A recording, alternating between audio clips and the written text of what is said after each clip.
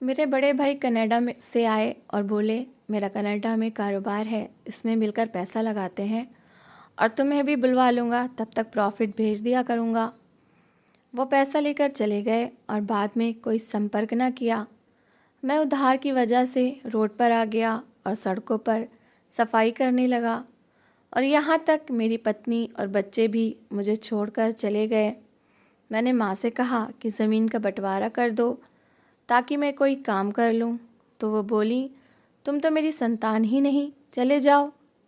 मैं अकेला रह गया और सारी रात सड़क पर बैठा रोता रहा और नगर पालिका की गाड़ी पर कचरा डालने लगा कि तभी एक बैग को देखकर मेरे होश उड़ गए, क्योंकि उसमें, केशव, मैंने कनाडा में कारोबार कर रखा है लेकिन उसे बढ़ा नहीं पा रहा, पूंजी की कमी है। लाभ भी बहुत ज़्यादा है, जितना बड़ा कारोबार होगा लाभ भी उतना बढ़ता जाएगा। मुझे बहुत कम लाभ हो रहा है क्योंकि मेरा कारोबार छोटे पैमाने पर है। अगर तुम मेरे साथ मिलकर मेरे कारोबार में पैसा लगा लो तो ये लाभ दोगुना हो जाएगा। मेरे बड़े भाई कई साल बाद कनाडा से वापस आए थे। उनके आने की खबर पूरे मोहल्ले में फैल गई थी। लोग उन्हें सफल आदमी कह रहे थे। उनके कपड़े, उनकी चाल और उनके स्वर में एक अजीब सा आत्मविश्वास था। उन्होंने घर में प्रवेश किया तो माँ ने उन पर प्यार लुटाया। मैं एक कोने में खामोश बैठा उन्हें देखता रहा। दिल में एक आशा सी जाग रही थी कि शायद अब मेरे दिन भी बदल जाएंगे। खाने की मेज़ पर बैठे तो बड़े भाई ने कनाडा के किस्से सुनाने शुरू कर दिए। वो बता रहे थे कि वहाँ परिश्रम करने वाला कभी खाली हाथ नहीं रहता। उन्होंने कहा कि उन्होंने वहाँ एक कारोबार खड़ा किया है जो तेज़ी से बढ़ रहा है। उनके शब्दों में ऐसी मिठास थी कि दिल खुद ब खुद विश्वास करने लगता था। उन्होंने कहा कि अगर मैं उनके साथ मिलकर पैसा लगा दूं तो प्रॉफिट बहुत ज़्यादा हो सकता है। मैंने उन्हें बताया कि मेरे हालात ज़्यादा अच्छे नहीं हैं, थोड़ा सा उधार है और गुजारा मुश्किल से हो रहा है। उन्होंने तुरंत कहा कि यही तो अवसर है अपनी किस्मत बदलने का। उन्होंने कहा कि जितनी पूंजी ज़्यादा होगी उतना ही लाभ बढ़ेगा। उन्होंने ये भी कहा कि वो मुझे कनाडा बुलवा लेंगे और वहाँ सब कुछ संभालना सिखाएंगे। माँ भी उनकी बातों से प्रभावित हो चुकी थी। रात को जब सब सो गए तो मैं देर तक जागता रहा। मेरे मन में तरह तरह के विचार आ रहे थे। मैंने सोचा कि अगर वास्तव में ये अवसर सच्चा हुआ तो मैं अपने बच्चों को अच्छा जीवन दे सकूंगा। मैंने सोचा कि उधार उतर जाएगा और सम्मान के दिन वापस आ जाएंगे। मैंने अपने मन को समझाया कि बड़ा भाई कभी धोखा नहीं दे सकता। अगले दिन बड़े भाई मुझे शहर ले गए। उन्होंने मुझे बड़े बड़े सपने दिखाए। उन्होंने कहा कि कनाडा में कारोबार का दायरा बहुत बड़ा है। उन्होंने बताया कि उनका काम अभी छोटे पैमाने पर है, लेकिन अगर पूंजी बढ़ाई जाए तो लाभ दोगुना बल्कि 3 गुना हो सकता है। उनकी बातों में इतना विश्वास था कि मेरे मन में कोई शंका बाकी न रही। कुछ दिन बाद मैंने अपने पास जमा की हुई सारी धनराशि उनके हवाले कर दी। मैंने कुछ गहने बेच दिए, कुछ उधार लिया, यहाँ तक कि जो थोड़ी सी ज़मीन मेरे नाम थी उसे भी गिरवी रख दिया। मेरे हाथ काँप रहे थे लेकिन मन संतुष्ट था। बड़े भाई ने कहा कि वो नियमित रूप से प्रॉफिट भेजते रहेंगे। वो दिन आया जब बड़े भाई वापस कनाडा चले गए। जाते समय उन्होंने मुझे गले लगाया और कहा कि अब तुम्हारा जीवन बदलने वाला है। मैं उन्हें देखता रहा यहाँ तक कि वो नज़रों से ओझल हो गए। उस दिन मुझे लगा कि मेरे भाग्य ने नया मोड़ ले लिया है। शुरू के कुछ हफ्ते में बहुत आशावादी रहा। हर रोज़ मैं फ़ोन देखता, हर आवाज़ पर चौंक जाता, लेकिन कोई कॉल ना आई। मैंने खुद संपर्क करने की कोशिश की तो कभी नेटवर्क की समस्या, कभी व्यस्तता का बहाना सुनने को मिला। समय बीतता गया और खामोशी बढ़ती गई। साहूकार, लेनदार दरवाजे पर आने लगे। मैंने उन्हें टालना शुरू कर दिया। मैं हर दिन खुद को ये कहकर संतावना देता कि बस अब पैसा आने वाला है, लेकिन हकीकत हर दिन और कठोर होती जा रही थी। घर का खर्च पूरा करना कठिन हो गया। पत्नी की आंखों में प्रश्न थे और मेरे पास उत्तर नहीं था। कुछ महीनों बाद फ़ोन बिल्कुल बंद हो गया। ना कॉल ना संदेश। मैंने समझ लिया कि मैं छल का शिकार हो चुका हूँ। मेरे पैरों के नीचे से ज़मीन निकल चुकी थी। उधार बढ़ता गया, सामान बिकता गया, यहाँ तक कि एक दिन घर भी हाथ से निकल गया। मैं सड़क पर आ गया। शुरू में तो शर्म से सर झुका रहता था, फिर भूख ने सब कुछ सिखा दिया। मैंने नगर पालिका में सफाई का काम शुरू कर दिया। सुबह सवेरे उठकर गलियों की सफाई करता।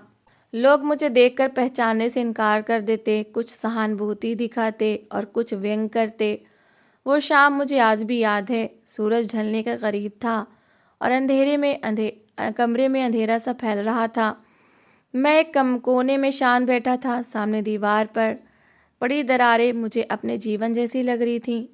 पत्नी खामोशी से बच्चों के कपड़े एक बैग में डाल रही थी। उसके हाथ काँप रहे थे मगर चेहरा कठोर था। बच्चे सहमे हुए एक दूसरे से लिपटे बैठे थे। उनकी आंखों में भय था, लेकिन वो कुछ कह नहीं रहे थे। मैंने कुछ कहना चाहा, मगर शब्द साथ नहीं दे रहे थे। मन चाह रहा था कि उठकर उसके हाथ पकड़ लूं और कह दूं कि बस थोड़ा सा धैर्य रख लो, लेकिन मैं जानता था कि धैर्य के नाम पर मैं पहले ही बहुत कुछ छीन चुका हूँ। घर में रखी हुई चीज़ें धीरे धीरे ख़त्म हो चुकी थीं। बर्तन कम हो गए थे, राशन लगभग ख़त्म था। बच्चों के चेहरों से मुस्कुराहट कब की गायब हो चुकी थी। उसने बैग बंद किया और बच्चों को पास बुलाया। बड़े बेटे ने मेरी तरफ देखा। उसकी आंखों में एक प्रश्न था जो वो पूछ नहीं पा रहा था। छोटी बच्ची ने मेरी टांग पकड़ ली। मैंने उसके सर पर हाथ रखा तो मेरा हाथ कांप गया। पत्नी ने कठोर स्वर में कहा कि बच्चों को मत बहलाओ, अब बहुत हो चुका है। मैंने धीरे से कहा कि मैं कुछ ना कुछ कर लूँगा, मैं काम ढूंढ रहा हूँ। वो मेरी बात सुनकर हंस पड़ी। उस हंसी में खुशी नहीं थी, बल्कि थकान और निराशा थी। उसने कहा कि वादे बहुत सुन लिए हैं, अब बच्चों को भूखा नहीं रख सकती। मैंने उसकी आंखों में देखा तो वहाँ आंसू थे, मगर वो इन्हें गिरने नहीं दे रही थी। वो दरवाजे की तरफ बढ़ी। मैं उसके पीछे पीछे कुछ कदम चला। मेरा दिल ज़ोर ज़ोर से धड़क रहा था। मैंने कहा कि मुझे अकेला मत छोड़ो। उसने दरवाजे पर रुककर कहा कि मैंने कब किसी को छोड़ा था, हालात ने छोड़ दिया है। इसके बाद उसने दरवाज़ा खोल दिया। बाहर गली में लोग आ जा रहे थे, कुछ जानने वाले थे, कुछ अजनबी। किसी ने हमें देखा तो नज़रें चुरा लीं। पत्नी ने बच्चों का हाथ मजबूती से पकड़ा और चलने लगी। मैं दरवाजे के पास खड़ा रह गया। मेरे कदम जैसे ज़मीन में गड़ गए थे। मैं उन्हें जाता हुआ देखता रहा। बच्चों ने एक बार मुड़कर देखा, फिर वो मोड़ के पीछे गायब हो गए। दरवाज़ा बंद हुआ तो कमरे में अजीब सी खामोशी छा गई, वो खामोशी जो चीखों से ज़्यादा पीड़ा देती है। मैं फर्श पर बैठ गया, सर दोनों हाथों में थाम लिया। आंसू बहने लगे, मगर मैंने कोई आवाज़ नहीं निकाली। मुझे लग रहा था जैसे मेरे अंदर कुछ टूट गया हो। रात धीरे धीरे गहरी हो गई। मैं ऐसे ही बैठा रहा। ना भूख महसूस हो रही थी, ना नींद, बस सूनापन था। वो सूनापन जो इंसान को जिंदा लाश बना देता है। उस रात मुझे पहली बार एहसास हुआ कि आदमी सब कुछ सहन कर सकता है, लेकिन अपनों का यूं चले जाना सबसे बड़ा घाव होता है। सुबह हुई तो मैंने कमरे को देखा। हर चीज़ अपनी जगह थी, मगर जीवन कहीं और जा चुका था। मैं जानता था कि अब मेरे पास खोने को कुछ नहीं बचा, बस जीने की जिद बाकी थी। भाई के साथ कारोबार करने के चक्करों में मैंने अपनी निजी ज़िंदगी भी तबाह कर ली थी। अपने पत्नी बच्चों को खुद से दूर कर दिया था।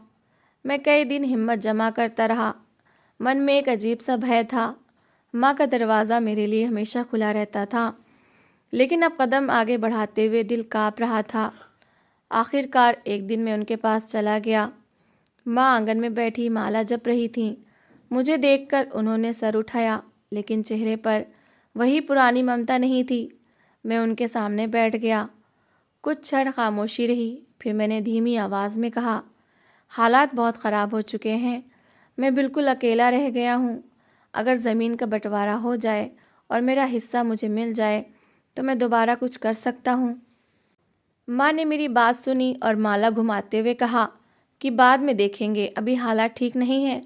मैंने सर हिला दिया और खामोशी से वापस आ गया। कुछ दिन बाद मैं फिर गया। इस बार मैंने उन्हें याद दिलाया कि उधार बढ़ रहा है और सर पर छत भी नहीं रही। माँ ने कहा कि अभी ज़मीन के कागजात ठीक नहीं हैं, फिर कभी बात करेंगे। उनका स्वर टालने वाला था। मैंने दिल पर पत्थर रखा और फिर चला आया। तीसरी बार मैं ज़्यादा उम्मीद लेकर गया था। मैंने कहा कि अगर आज फैसला हो जाए तो शायद मेरा जीवन बच जाए। माँ ने मेरी तरफ देखा। उनकी आंखों में अब वो ममता नहीं थी जो पहले हुआ करती थी। उन्होंने कहा कि तुम हर समय यही बात लेकर आ जाते हो, ज़मीन कोई खेल नहीं है। मैंने धीरे से कहा कि मैं खेल नहीं मांग रहा, मैं सिर्फ अपना अधिकार मांग रहा हूँ। ये सुनते ही माँ के स्वर में कठोरता आ गई। उन्होंने कहा कि मैं उन्हें चैन नहीं लेने देता, हर समय जायदाद का रोना रोता रहता हूँ। मैंने कहा कि मैं विवश हूँ, मेरे पास कोई और रास्ता नहीं बचा। माँ ने माला एक तरफ रख दी और सीधा मेरी तरफ देखा। उन्होंने कहा कि उन्हें इस ज़मीन से बहुत मोह है, ये उनके जीवन की कमाई है, वो इसे किसी के हाथ में देकर खुद बेसहारा नहीं होना चाहती। मैंने कहा कि मैं आपको कभी अकेला नहीं छोड़ूंगा, मैं सिर्फ इतना चाहता हूँ कि अपने पैरों पर खड़ा हो सकूं। माँ का चेहरा कठोर हो गया। उन्होंने कहा कि वो अब और बहस नहीं करना चाहती। उन्होंने साफ शब्दों में कहा कि ज़मीन उनके लिए संतान से बढ़कर है, वो नहीं चाहती कि कोई इसके हिस्से करे। उन्होंने कहा कि तुम जाओ और अपना जीवन खुद संभालो, उन्हें और तंग मत करो। मैं वहाँ बैठा रह गया। मेरे कानों में उनके शब्द गूंज रहे थे। मैंने आखिरी बार कहा कि मैं आपका ही बेटा हूँ। माँ ने जवाब में सिर्फ इतना कहा कि माँ होने का मतलब ये नहीं कि हर चीज़ त्याग दी जाए। उन्होंने कहा कि अब ये बात दोबारा न लेकर आना। मैं धीरे धीरे उठा। मेरे कदम लड़खड़ा रहे थे। दरवाजे तक पहुँचते हुए मुझे लगा जैसे मेरा आखिरी सहारा भी टूट गया हो। मैंने मुड़कर देखा, माँ दोबारा माला उठा चुकी थी, जैसे मैं वहाँ था ही नहीं। मैं घर से बाहर आ गया। गली वैसी ही थी, लेकिन मुझे सब कुछ बदला हुआ लग रहा था। उस दिन मुझे समझ आ गया कि कुछ रिश्ते समय के साथ कमज़ोर नहीं होते, बल्कि मतलब के साथ बदल जाते हैं। मैं जान गया था कि अब मुझे किसी से कुछ मांगने की आवश्यकता नहीं रही। जो कुछ करना है अकेले ही करना है। वो दिन मैंने बड़ी पीड़ा में गुजारा। मन भारी था और शरीर थका हुआ था। माँ के शब्द बार बार मस्तिष्क में गूंज रहे थे। मैंने खुद को संभालने की बहुत कोशिश की, मगर आंखें बार बार भर आती थीं। मैं सारा दिन यूं ही भटकता रहा। ना भूख का एहसास था, ना प्यास की तलब। शाम हुई तो मैं एक सुनसान जगह पर जाकर बैठ गया। अंधेरा गहरा हो रहा था और मेरे अंदर भी सब कुछ बुझता जा रहा था। उस रात मैंने आसमान को तकते हुए गुजार दी। नींद आंखों से कोसों दूर थी। अगली सुबह मैं भारी कदमों से काम पर आ गया। शरीर चल रहा था, मगर मन कहीं और था। मैंने झाड़ू उठाई और सड़क के किनारे बैठ गया। कुछ देर तो बस बैठा रोता रहा। आंसू खुद ब खुद बहते जा रहे थे। लोगों का आना जाना जारी था, मगर किसी को मेरी हालत से कोई फ़र्क नहीं पड़ता था। कुछ देर बाद मैंने खुद को झिड़का और उठ खड़ा हुआ। मैंने सोचा कि अगर रोना ही भाग्य है तो काम के साथ ही सही। मैं नगर पालिका की गाड़ी के साथ चलने लगा। कचरा उठाता रहा और गाड़ी में डालता रहा। हाथ गंदे थे, मगर दिल इससे भी ज़्यादा बोझिल था। अचानक मेरी नज़र सड़क के किनारे एक कोने पर पड़ी, एक बैग पर। वो आम कचरे जैसा नहीं लग रहा था। वो बैग साफ था और उसकी जिप भी बंद थी। मुझे वो असाधारण लगा। मैंने आसपास देखा और फिर झुककर वो बैग उठा लिया। बैग वज़न में भारी था।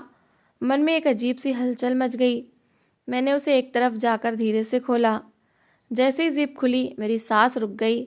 बैग नोटों से भरा हुआ था, साथ ही इसमें सोने के आभूषण भी रखे हुए थे। वो नोट आम नहीं थे, वो अमेरिकी डॉलर थे। मैंने कभी इतनी बड़ी धनराशि एक साथ नहीं देखी थी। मेरे हाथ कांपने लगे। ये सब भारतीय लाखों रुपए बनते थे। एक पल के लिए मेरा दिमाग सुन्न हो गया। मेरे सामने अपना खाली घर आ गया। साहूकार याद आ गए। पत्नी और बच्चों के चेहरे आंखों के सामने घूम गए। मन में ख्याल आया कि अगर मैं ये पैसे रख लूं तो मेरी सारी कठिनाइयां ख़त्म हो सकती हैं। मैं अपने उधार उतार सकता हूँ, दोबारा सम्मान का जीवन जी सकता हूँ। मुझे कोई हीन नज़रों से नहीं देखेगा। लेकिन अगले ही पल मेरी नज़र बैग के एक हिस्से पर पड़े वॉलेट पर पड़ गई। मैंने उसे खोला तो उसमें एक पहचान पत्र था। नाम, पता और तस्वीर साफ लिखी हुई थी। वो किसी जीवित इंसान की पहचान थी। उस पल मेरे मन में एक अजीब सा भय उतर आया। मैं जान चुका था कि इस बैग का मालिक कौन है। अगर मैं ये सब कुछ रख लेता तो ये सिर्फ पैसे लेना नहीं होता, बल्कि एक बहुत बड़ा पाप होता। ये पराया धन हड़पना होता। मैं देर तक वहीं बैठा रहा। मन और दिमाग के बीच युद्ध चल पड़ा था। गरीबी मुझे खींच रही थी और अंतरात्मा मुझे रोक रही थी।